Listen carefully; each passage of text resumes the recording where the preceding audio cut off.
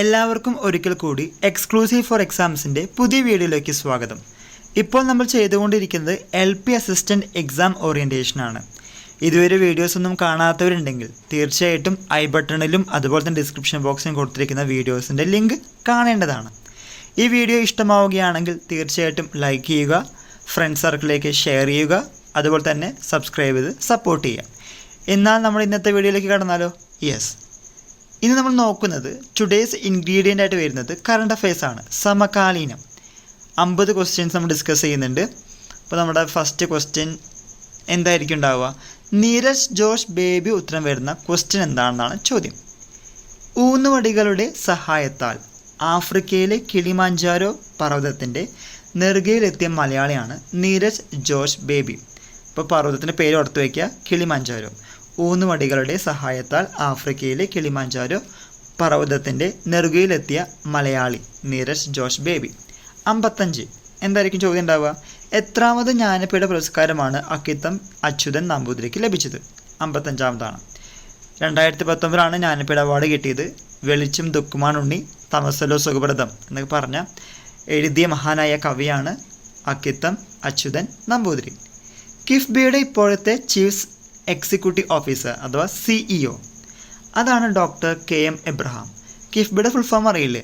Kerala infrastructure investment fund board. Yes, കിഫ്ബിയുടെ ഇപ്പോഴത്തെ CEO chief executive officer doctor KM Abraham. National commission four minorities, ഇതിൻ്റെ question എന്തായിരിക്കും ഉണ്ടാവുക? എന്തെങ്കിലും ഗസ്? യെസ്, രാജ്യത്ത് ഏത് പദവി വഹിക്കുന്ന വ്യക്തിയാണ് സയ്യിദ് ഗൈറുൽ ഹസൻ റിസ്വി? ഒന്നുകൂടി ഞാൻ പറയാം. രാജ്യത്ത് ഏത് പദവി വഹിക്കുന്ന വ്യക്തിയാണ് സയ്യിദ് ഗൈറുൽ ഹസൻ റിസ്വി? ദേശീയ ന്യൂനപക്ഷ കമ്മീഷൻ്റെ അധ്യക്ഷനാണ്. നാഷണൽ കമ്മീഷൻ ഫോർ മൈനോറിറ്റീസിൻ്റെ ചെയർമാൻ. ഇനി അടുത്ത ക്വസ്റ്റ്യൻ, കേരള നീംജി എന്തായിരിക്കും ചോദ്യം ഉണ്ടാവുക? കേരള ഓട്ടോമൊബൈൽസ് പുറത്തിറക്കിയ ഓട്ടോ അഥവാ ഇലക്ട്രോണിക് ഓട്ടോയുടെ പേരാണ് നീംജി. സംസ്ഥാനത്ത് സമ്പൂർണ്ണ പ്ലാസ്റ്റിക് നിരോധനം നിലവിൽ വന്നത് എന്നാണ്? സംസ്ഥാനത്ത് സമ്പൂർണ്ണ പ്ലാസ്റ്റിക് നിരോധനം നിലവിൽ വന്നത് 2020 ജനുവരി 1, 2020 ഈ പറയുന്ന പ്ലാസ്റ്റിക് നിരോധനം പൂർണ്ണമായിട്ട് കേരളത്തിൽ വന്നത്. ഇനി അടുത്ത ക്വസ്റ്റ്യൻ നോക്കിയാലോ? സൂയസ് കനാൽ ഗതാഗതത്തിന് തുറന്നു കൊടുത്തതിൻ്റെ എത്രാം വാർഷികമാണ് 2019 ആഘോഷിച്ചത്? 150. ഓക്കെ.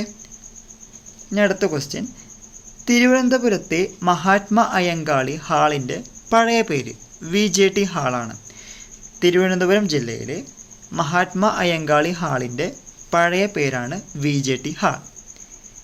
ഇന്ത്യയിൽ സംസ്ഥാന പോലീസ് മേധാവിയായ ആദ്യ വനിത കാഞ്ചൻ ചൗധരി ഭട്ടാചാര്യ.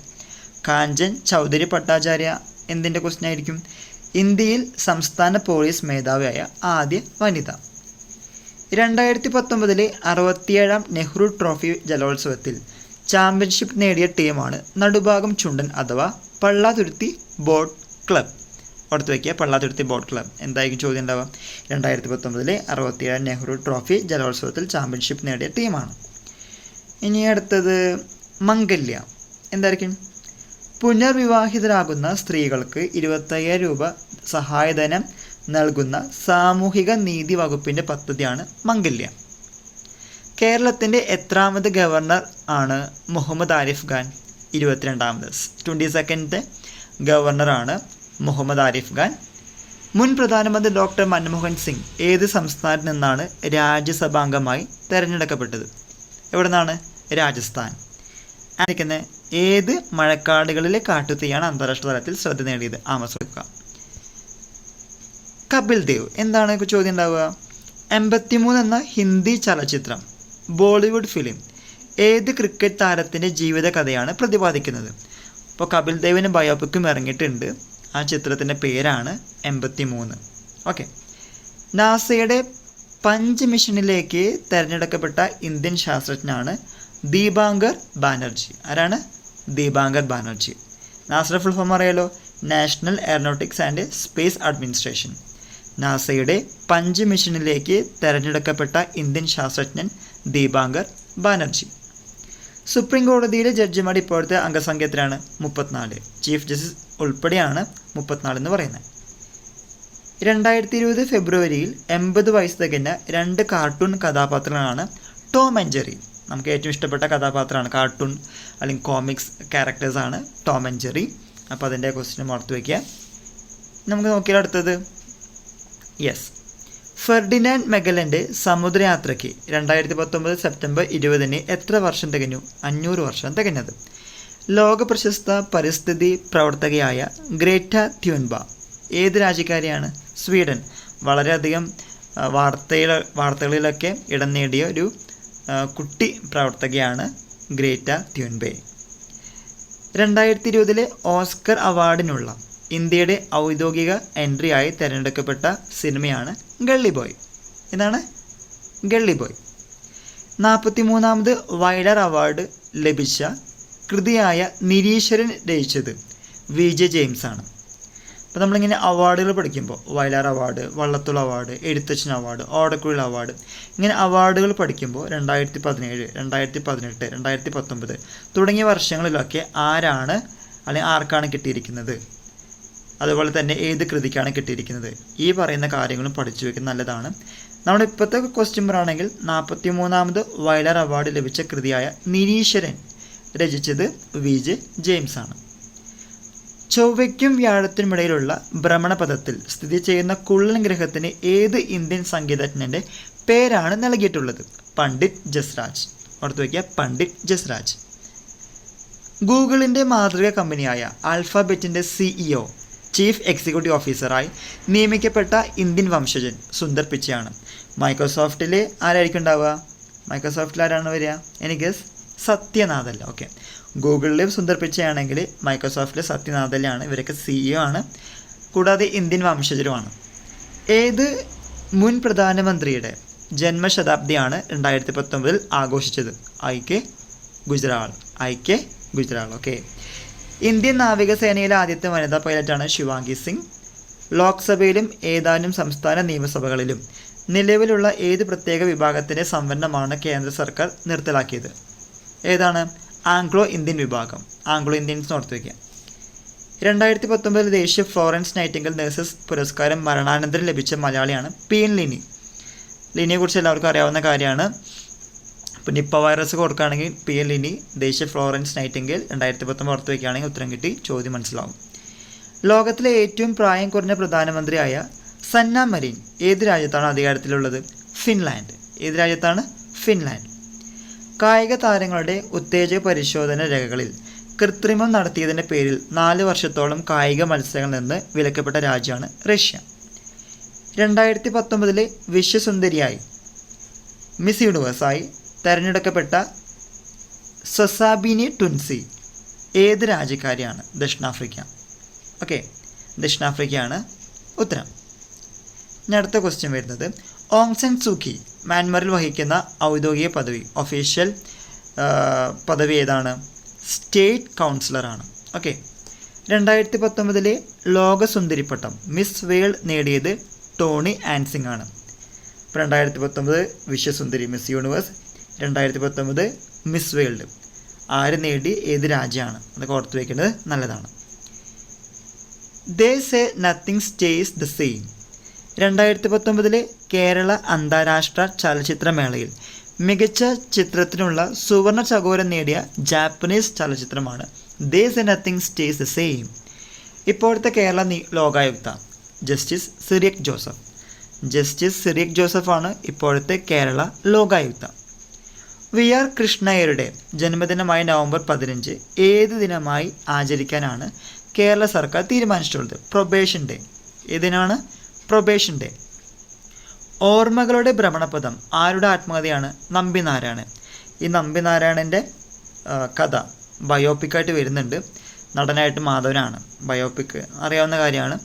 നമ്പി നാരായണനായിട്ട് ആ ക്യാരക്ടർ ചെയ്യുന്നത് മാധവനാണ്. ഓർമ്മകളുടെ ഭ്രമണപഥം ആരുടെ ആത്മകഥയാണ്? നമ്പി നാരായണൻ. ഇനി അടുത്ത ദിവസം നോക്കിയാലോ. ഇന്ത്യയിലെ ഏറ്റവും പുതിയ കേന്ദ്രഭരണ പ്രദേശമായ ജമ്മു കാശ്മീർ, ലഡാക്ക് എന്നിവ നിലവിൽ വന്നത് 2019 ഒക്ടോബർ 31. ഈ ക്വസ്റ്റ്യൻ 2-3 പരീക്ഷകളിലൊക്കെ ചോദിച്ചിട്ടുണ്ട്. അപ്പോൾ അതുകൊണ്ട് കറണ്ട് അഫെയർസ് എന്ന വിഭാഗത്തിൽ നിന്ന് ചോദിക്കാൻ സാധ്യതയുണ്ട്. ചോദ്യം ഒന്നുകൂടിയും പറയാം. ഇന്ത്യയിലെ ഏറ്റവും പുതിയ കേന്ദ്രഭരണ പ്രദേശം, union territory Jammu Kashmir and Ladakh എന്നിവ നിലവിൽ വന്നത് 2019 ഒക്ടോബർ 31. ഇന്ത്യയിൽ ആകെ എത്ര സംസ്ഥാനങ്ങളുണ്ട്? 28 സംസ്ഥാനങ്ങളുണ്ട്, 8 കേന്ദ്രഭരണ പ്രദേശങ്ങളുണ്ട്. പുതിയ കേന്ദ്രഭരണ പ്രദേശങ്ങൾ ഏതൊക്കെയാണ്, അത് എന്നാണ് വന്നത്, അങ്ങനത്തെ ചോദ്യങ്ങളും ഓർത്തു വയ്ക്കുന്നത് നല്ലതായിരിക്കും. നമുക്ക് അടുത്ത ക്വസ്റ്റ്യൻ നോക്കിയാലോ. അതിനുശേഷം വരുന്ന ക്വസ്റ്റ്യനാണ് SM വിജയാനന്ദൻ്റെ ക്വസ്റ്റ്യൻ. എന്തായിരിക്കും ഉണ്ടാവുക?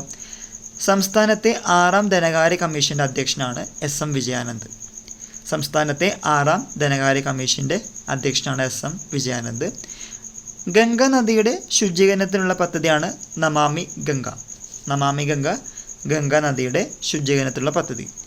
മഹാത്മാഗാന്ധി ദേശീയ ഗ്രാമീണ തൊഴിലുറപ്പ് പദ്ധതിയുടെ മികച്ച പ്രവർത്തനത്തിലുള്ള ദേശീയ പുരസ്കാരം നേടിയ കേരളത്തിലെ ഗ്രാമപഞ്ചായത്താണ് ആറാട്ടുപുഴ.